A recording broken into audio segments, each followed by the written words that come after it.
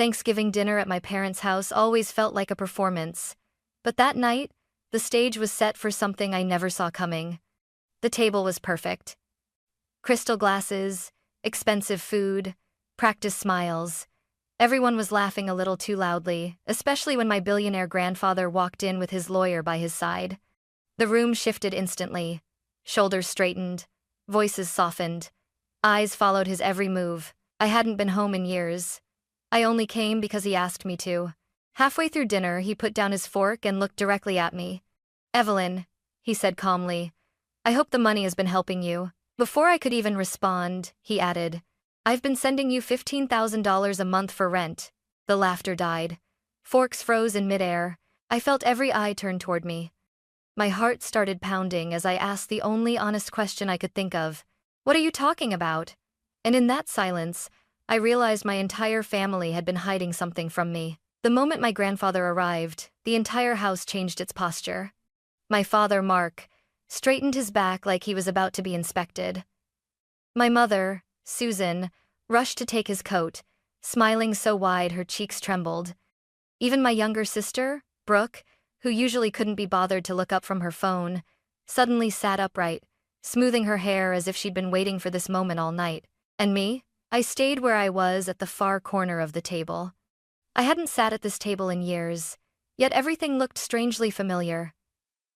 The same oversized dining room, the same heavy wooden chairs, the same unspoken rule that we were supposed to look like a good family, no matter how fragile the truth underneath might be. Dinner began like a carefully rehearsed play. My mother kept serving food that no one had asked for. My father laughed at jokes that weren't funny. Brooke scrolled through her phone under the table, occasionally glancing up just long enough to flash a polite smile. My grandfather, Harold Whitmore, watched quietly. He always did. He didn't talk much at first. He didn't need to. His presence alone carried weight, the kind that made people measure every word before they spoke. I noticed how my parents kept checking his reaction, as if approval was something they could earn with the right tone of voice. I tried to stay invisible. I nodded when spoken to. I smiled when expected. I kept my hands folded in my lap so no one would notice they were shaking. When Grandpa Harold finally spoke, his voice was calm and steady. "So, Evelyn," he said, looking at me over his glass, "how have you been living lately?" My mother jumped in before I could answer. "She's been busy," Susan said brightly. "You know Evelyn always independent." My father nodded. "She insists on doing everything herself." I forced a small smile. Independent. That was their favorite word for me. It sounded positive, responsible, admirable. What it really meant was on your own. "I'm managing," I said carefully. Grandpa Harold studied my face for a long second, as if weighing something he hadn't yet decided to say. "You look tired," he said. The room went still. Susan laughed quickly. "Oh, she's always been like that. Overworks herself." Brooke finally looked up from her phone. "She does love playing the martyr." I ignored her. Grandpa Harold's gaze never left me. "Are you taking care of yourself?" That question almost broke me. Not because it was dramatic, but because no one else had asked it in years. "Yes," I lied softly. My grandfather nodded, but I wasn't sure he believed me. The food arrived expensive, beautifully plated, untouched for long stretches of time. Conversation floated around safe topics: business, renovations, travel plans.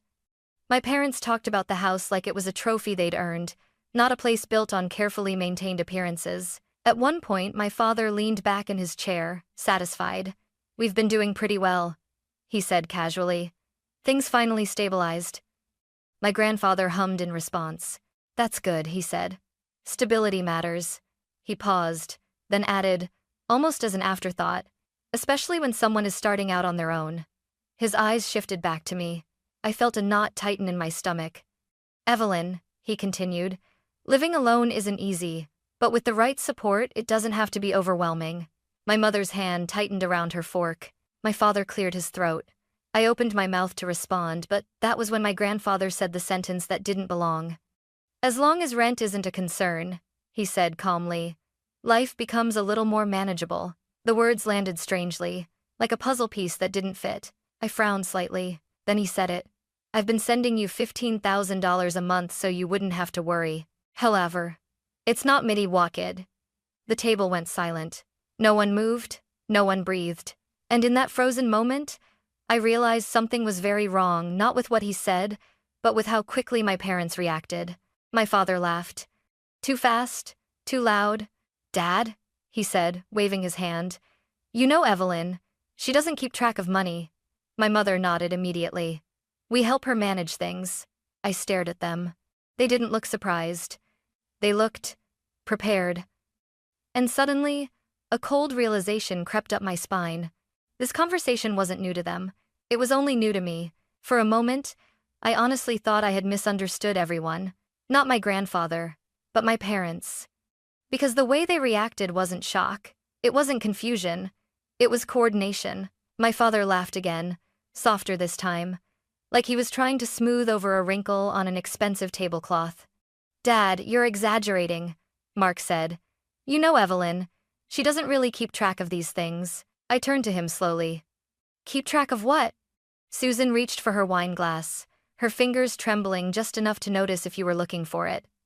Honey, she said gently, you don't remember every detail. You've had a lot on your plate. That familiar chill slid down my spine. That sentence had been used on me before. I remember my rent, I said. I pay it, every month. Brooke sighed dramatically, finally putting her phone down. Oh my God, are we really doing this right now? I looked at her. Doing what? Turning dinner into one of your episodes, she replied flatly. My chest tightened. This isn't an episode. Grandpa just said. Brooke cut me off. Grandpa says a lot of things. The room tilted slightly, like the ground had shifted under my feet. My grandfather's eyes narrowed, but my mother rushed in before he could speak. Evelyn, Susan said, voice trembling in that careful, theatrical way. We're just worried about you. You've always struggled with stress. Sometimes your memories get mixed up. I stared at her. Are you saying I imagined paying my rent? No, she said quickly. Of course not, we just helped. Mark nodded. Exactly. We took care of it for you. I laughed once, sharp and involuntary. You took care of my rent?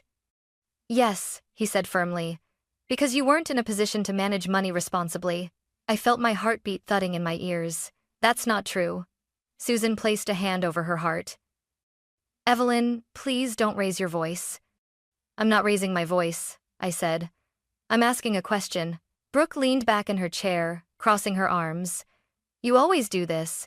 You act like everyone's against you. I looked from my sister to my parents, then back to my grandfather.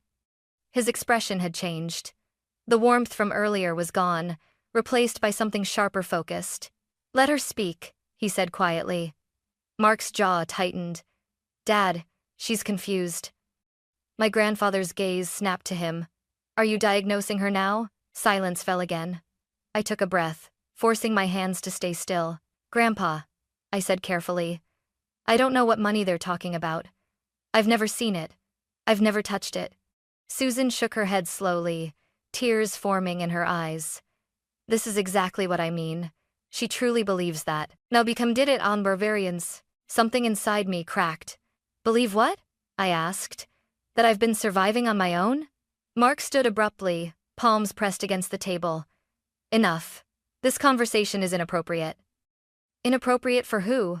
My grandfather asked. For the family, Mark snapped. I looked at him. Since when was the truth inappropriate? Brooke scoffed. You always need drama to feel important. That hurt more than I expected. I opened my mouth to respond, but my grandfather spoke first. Brooke, he said calmly, how long have you known about this? Her face stiffened. Known about what? The money, he replied. The monthly transfers. She hesitated. Just for a second. It was enough. My stomach dropped. Mark shot her a warning look. Brooke, stop. She looked away. I don't see why this matters. Mom and Dad handled it. That's all. I stared at her. You knew, I whispered. She rolled her eyes. So what? You would have wasted it anyway. The words hit me like a slap, not violent, but deeply damaging. My grandfather's voice went cold. Daniel, he said. The man who had been sitting quietly beside him finally moved. He adjusted his suit jacket and opened his briefcase. My parents' faces changed instantly. Not confusion, not indignation, fear, and that was when I understood something with terrifying clarity. They hadn't been worried about hurting me. They'd been worried about getting caught. For a long moment, no one spoke. Daniel's briefcase sat open on the table like a quiet threat, but I didn't look at it yet. I couldn't. My chest felt tight, as if every breath had to fight its way out. I looked at my parents instead, at their carefully arranged faces. "You keep saying I'm confused," I said slowly. "So, let me be very clear about what I remember." Susan shook her head. "Evelyn, please, you're upsetting yourself." "No," I replied. "You're upsetting me." Mark opened his mouth, but I spoke before he could cut me off. "I remember the night you told me to leave." Susan's breath caught. "That never happened." "Yes, it did," I said. "You said I was too much. You said I was draining the family. And you told me I'd figure things out on my own." "That's a lie," Mark snapped. I met his eyes. "Then explain why I didn't have a place to go." The room felt smaller, the walls pressing inward. "I didn't leave for freedom," I continued. "I left because I was pushed." Brooke scoffed. "You're twisting things." I turned to her. "You were standing right there." She looked away. "I remember calling Claire," I said, my voice shaking despite my effort to stay calm. "I remember sitting on her couch, wearing the same clothes for 2 days because I didn't bring anything else." Susan covered her mouth. "This is unbelievable." "It was my life," I said. "Not a story." I took a breath and kept going. Because once I started, I couldn't stop. I remember calculating how many hours I could sleep if I worked a night shift after my day job. I remember standing at a bus stop at 5 in the morning, wondering if I could afford coffee or if I needed that money for medication. Brooke rolled her eyes. "You always exaggerate." I laughed softly. "You posted pictures from Hawaii that same month." Her face flushed. "That has nothing to do with this." "It has everything to do with this," I said. "Because while I was choosing between groceries and rent, you were taking selfies on the beach." Mark slammed his hand on the table. "Enough." My grandfather didn't flinch. I turned back to him, my voice quieter now, more honest. "I never once thought you were helping me," I said. "Because if you were, I wouldn't have been that scared all the time." Susan's voice trembled. "We worried about you." "No," I said. "You worried about appearances." Silence spread through the room like spilled ink. I gestured gently around us. "This house looks different. New kitchen, new furniture, new car outside." Mark's jaw tightened. "When I asked for help," I said, "you told me you didn't have money," Susan whispered. "We were under pressure." "So was I," I replied. My hands were shaking now, and I stopped trying to hide it. "I paid my rent every month," I said. "Late sometimes, barely sometimes, but I paid it. Because I had to." I looked at my sister one last time. "You knew," I said, "and you let them convince me I was imagining things." Brooke's voice rose, defensive. "You were unstable." My grandfather stood up slowly. The chair scraping against the floor was louder than any shout. "That's enough," he said. Everyone froze. He looked at me not with pity, not with doubt, but with something that felt like respect. "Thank you for telling me the truth," he said. Then he turned to Daniel. "Now," my grandfather said calmly, "show them what I've been asking about." Daniel reached into his briefcase. And in that moment, I understood that my memories, every painful, lonely detail, were no longer standing alone. They were about to be backed by proof. Daniel moved with quiet precision. No anger. No drama. Just paper, neatly organized. He placed the folder on the table and opened it as if this were a business meeting, not the moment my family's carefully built illusion began to crack. "These are bank transfer records," he said calmly. "They were sent directly from Mr. Whitmore's personal account." My father leaned back in his chair, forcing a laugh that sounded hollow even to himself. "This is ridiculous," Mark said. "Anyone can print documents." Daniel didn't react. He slid the first page forward. "Transfer date," he read. "The 3rd of every month. Amount, $15,000. My mother's lips parted slightly, her eyes fixed on the paper, unblinking. Daniel continued, voice steady. "Recipient, Susan Carter." The room went deathly quiet. Susan shook her head slowly. "That doesn't mean anything," Harold was helping the family. Daniel turned the page. In the memo section, he said, it clearly states, Evelyn housing support. My stomach dropped. I felt like the floor beneath my chair had disappeared, leaving me suspended between relief and grief. Relief, because I wasn't imagining things. Grief, because the proof made everything real. Mark stood up again. Dad, you never said this was strictly for her. My grandfather looked at him with a calm that felt almost cruel. I never said it wasn't. Mark's face flushed. You can't just decide that now. I decided it 5 years ago, my grandfather replied. You just chose to ignore it.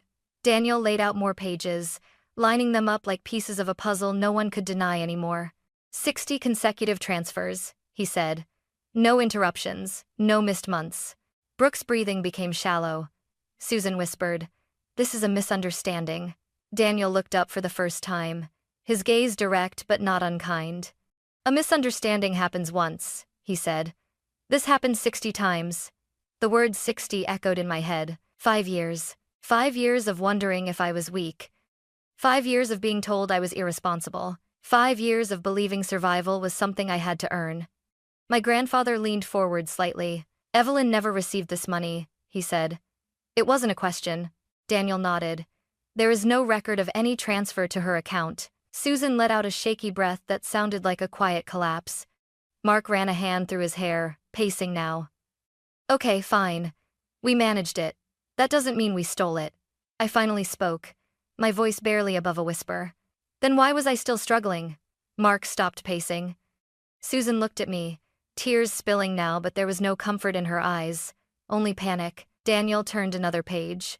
A few days after each deposit, he said. There were withdrawals, large ones. He paused deliberately. Vehicle payments, credit card balances, travel expenses. Brooke swallowed hard. Daniel closed the folder gently. There is no indication, he said, that any portion of this money was used for Evelyn's rent. The silence that followed felt heavier than any argument. My grandfather straightened. So, he said quietly, I will ask one last time. He looked at my parents. Where did my money go? No one answered, and in that unbearable stillness, I knew. This wasn't just a family argument anymore. It was a reckoning. The silence didn't break on its own. My grandfather broke it. He didn't raise his voice. He didn't slam the table. He simply looked around the room at my father's rigid posture, my mother's trembling hands, my sister's pale face, and said, slowly, so there would be no misunderstanding, what the hell? Every head snapped toward him. I've been sending you, he continued, each word measured, $15,000. Every single month. My chest tightened. I felt the sentence land in my body like a weight I'd been carrying without knowing it had a name. For rent, he added. For Evelyn. My father opened his mouth, closed it, opened it again. That number is ridiculous, Mark said hoarsely. You're making it sound. I am not making anything sound like anything, my grandfather interrupted. I am stating a fact. He turned to Daniel. Read it. Daniel didn't hesitate. From the 3rd of each month, he said, over a period of 5 years, $15,000 per transfer. He paused, then added the line that seemed to drain the color from the room. Total transferred amount, $900,000. My mother gasped. Not a polite gasp, not a performance, a real one. Brooke's hand flew to her mouth. Her face turned a vivid, unmistakable red, not anger, not defiance, panic. I felt dizzy. $900,000. I thought of the nights I'd sat on the edge of my bed refreshing my bank app, the times I'd skipped meals, the weeks I'd worked back-to-back shifts because my account hovered just above zero. My grandfather looked at me. Evelyn, he said quietly, when you asked me what I was talking about, this is what I meant. Ate myself to and fro. My voice came out thin. I never saw it. I know, he said immediately. That's why we're here. My father stepped forward, palms raised. Dad, let's slow down. You're jumping to conclusions. Daniel spoke before my grandfather could respond. These are not conclusions, he said. They are records.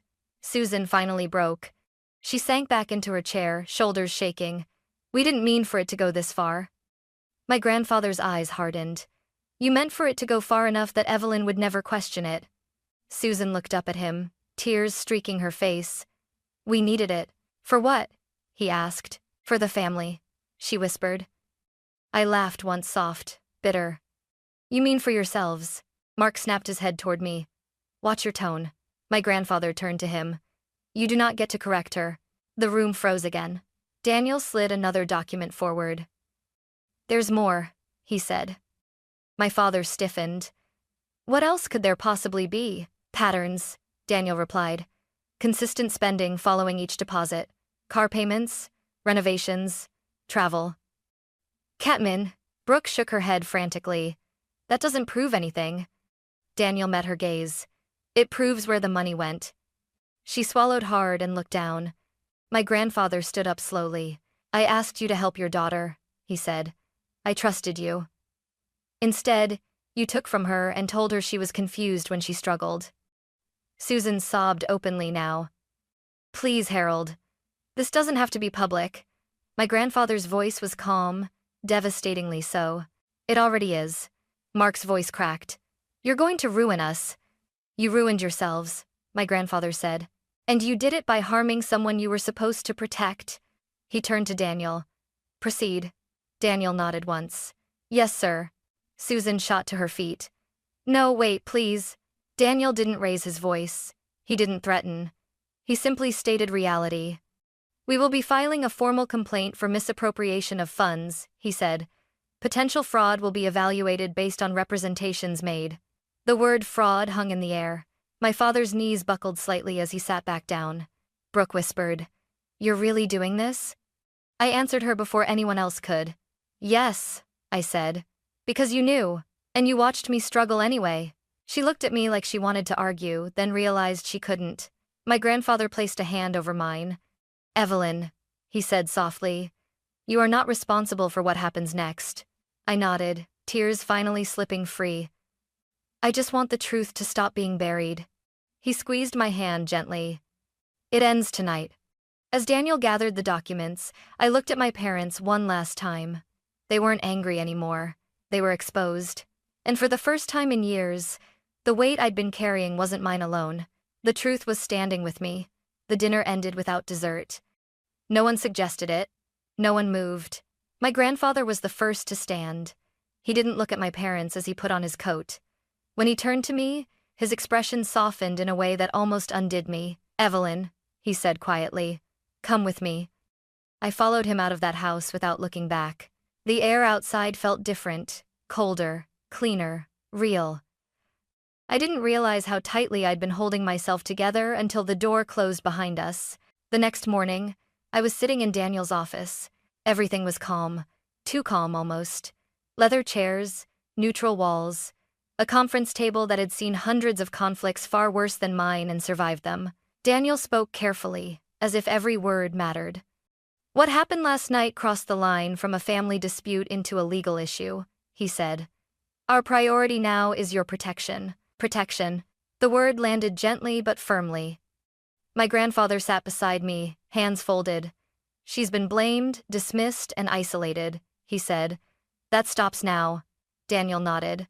We'll document everything. Communication will go through counsel. No direct contact. I swallowed. What if they call me? They will, Daniel said honestly. And you won't answer. As if on cue, my phone buzzed on the table. Mom. I stared at the screen, my heart pounding. Daniel didn't rush me. You don't owe them access, he said. I declined the call. Then another message came through from my father. You've gone too far. My hands shook, but something inside me felt steadier than it ever had before. I want boundaries, I said. Real ones. Daniel made a note. We'll make sure they're enforced. That afternoon, the formal process began. Letters were drafted. Accounts were frozen pending review. Requests for documentation were sent. Nothing dramatic. Nothing loud. Just the machinery of accountability beginning to turn. Later, as my grandfather drove me home, he broke the silence. I should have seen this sooner, he said. I trusted them because they were family. I shook my head. They used that trust. That's not on you. He glanced at me. You shouldn't have had to be this strong alone. I looked out the window, watching the city pass by. I didn't choose to be, I said. I just didn't have another option. He nodded slowly. You do now. That night, my phone lit up again, messages from my sister, my parents, words swinging wildly between guilt and anger. I blocked every number. For the first time, it didn't feel cruel. It felt safe. The law wasn't there to punish them yet. It was there to draw a line around me, and for the first time in my life, that line held. The courtroom didn't feel dramatic. It felt final. The ceiling was high, the walls bare, the air heavy with quiet rules no one dared to break. Every sound shuffling papers, a cleared throat echoed like it mattered. I sat between my grandfather and Daniel, my hands folded tightly in my lap. Across the room, my parents looked smaller than I remembered. My father's shoulders were slumped, his suit wrinkled like he'd slept in it. My mother stared straight ahead, eyes dull, as if she'd already accepted whatever was coming. My sister sat beside them, rigid, her confidence stripped away by the weight of the room. No one looked at me. And for the first time, that didn't hurt. Daniel stood when it was time. He didn't accuse. He didn't dramatize. He presented. Month by month, he walked the court through the transfers, the amounts, the memos, the consistency. He showed how the money was sent with a clear purpose, and how that purpose was ignored. This was not a misunderstanding, he said calmly. It was a pattern. The defense tried to frame it as family assistance. Daniel countered with a single question. If the money was meant for Evelyn, he asked, where is the record of Evelyn receiving it? There was no answer. When my mother was called to speak, her voice shook. She talked about pressure, about fear, about doing what she thought was best, but fear didn't explain 5 years. My father followed, his words clipped, defensive. He said they had handled things internally. The judge listened without reacting. When it was my turn, I stood. My legs felt weak, but my voice didn't. I didn't talk about emotions. I didn't need to. I talked about facts, rent receipts, bank statements, timelines. I talked about paying on time, paying late, paying anyway. I didn't know help was being sent, I said. I believed I was alone. The judge nodded slowly. That nod felt like acknowledgement. When the ruling came, it was precise and unemotional. Repayment, penalties, interest, documentation, accountability. I didn't look at my parents. I looked straight ahead. Outside the courtroom, my mother tried to approach me. Evelyn, she whispered, tears breaking through. Please, we can fix this. Daniel stepped forward, calm and firm. All communication will go through counsel. I watched her stop, like she'd hit an invisible wall. My father didn't say anything. He just stared at the ground. My sister looked at me once, really looked, and then turned away. As we walked down the courthouse steps, my grandfather placed a hand on my shoulder. You were brave, he said. I exhaled, feeling something settle inside my chest. It wasn't victory, it was closure. The truth had been spoken where it mattered most. And it had been believed. The money came back quietly. No announcement, no celebration. Just a notification in my bank account numbers, lining up in a way they never had before. Repayment, interest, documentation, official, undeniable. For a long time, I just stared at the screen. Not because I felt rich, but because, for the first time, reality matched the truth I had been carrying alone for years. My grandfather didn't call it compensation. He called it restoration. This was never about giving you something extra, he said. It was about returning what should have protected you. I didn't rush to spend it. I paid off the debts I had accumulated trying to survive quietly. I rebuilt my emergency savings. I invested carefully, with Daniel's guidance, into the small business I had built from nothing, the one that kept me afloat when I believed no one was coming. And then, slowly, I did something I had never allowed myself to imagine. I chose stability. A modest place of my own. Not impressive, not performative, just peaceful. A space where silence didn't feel threatening, where the door closing meant safety instead of abandonment. My parents never contacted me directly again. Everything stayed documented, filtered, distant. At first, I thought distance would feel like loss. Instead, it felt like oxygen. One afternoon, I sat with my grandfather on his terrace, watching the light shift across the city. You didn't lose your family, he said gently. You found your truth. I nodded. I used to think strength meant enduring, I said. Now I know it also means leaving. He smiled. The dinner that changed everything didn't give me revenge. It gave me clarity. I learned that love without accountability is not love. That silence can be as harmful as cruelty. And that asking for proof doesn't make you cruel, it makes you free. My life didn't end at that table. It started there. And this time, I get to decide where it goes next.